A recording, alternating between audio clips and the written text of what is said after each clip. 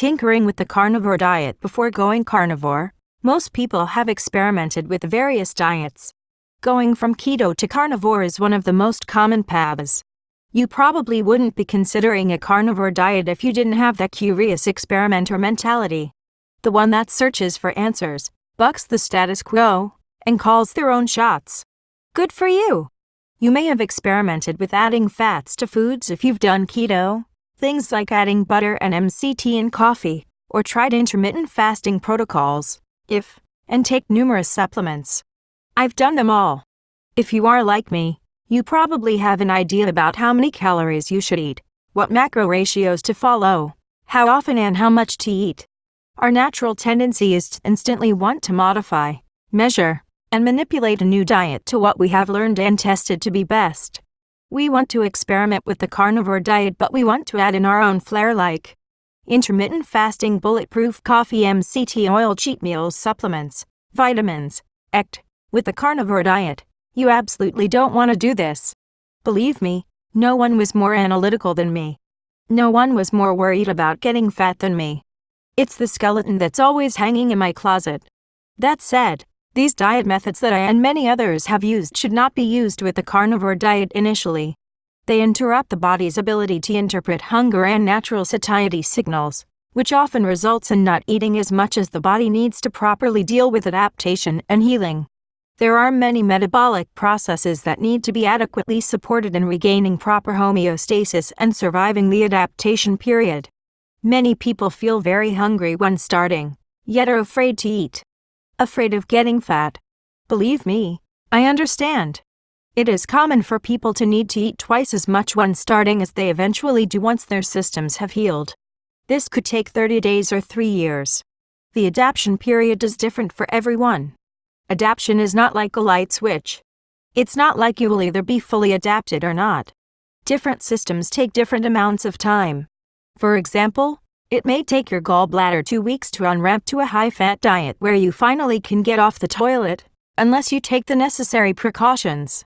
But your testosterone may be in the toilet for 6 months until it is roaring again like a 17-year-old male. Females, this is equally relevant for hormonal rebalancing. Once hormonal systems have rebalanced in proper homeostasis for thriving, you'll be glad you hit the reset button. If you are worried about fat gain, tell yourself you are doing an experiment. I think you should give yourself 90 days.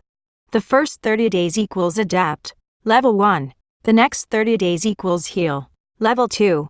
The final 30 days equals thrive, level 3. If you want to go back to diet restrictions after the experiment, do so. I even have a tinkering method for carnivores who are thriving, yet want to get carnivore cut. You can. I'll help you, but let's get healthy first. Hunger talks in many languages, like feeling weak and tired, or irritable and depressed, or via poor concentration and brain fog. Listen to the body. Take the hint, eat. It's the solution. It's the cure. The thriving carnivores I know threw out all worry and preconceived notions about diets, supplementing, caloric needs, macros, and dogma, and ate meat until satisfied. They erred on the side of eating too much rather than not enough. It is common to have some cravings early on, but these go away. However, if you try and tinker, they likely won't. If you've done keto or LCHF or you name it, you are probably aware of the amount of mad cravings, hunger, and intervention tricks that go on. I would know. I was a master at them. Almost everyone I know that uses forced protocols to reduce food intake, to try and curb cravings, rides an unsustainable roller coaster that never ends. They never come to realize what it actually feels like to overcome metabolic dysfunction.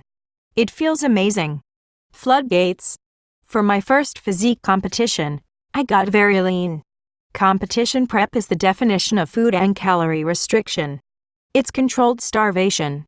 After the competition, I was going to let myself have a treat. I didn't know about the psychological impact from extreme food restriction. It is nearly impossible to stop at a treat. With one treat, the floodgates burst opened.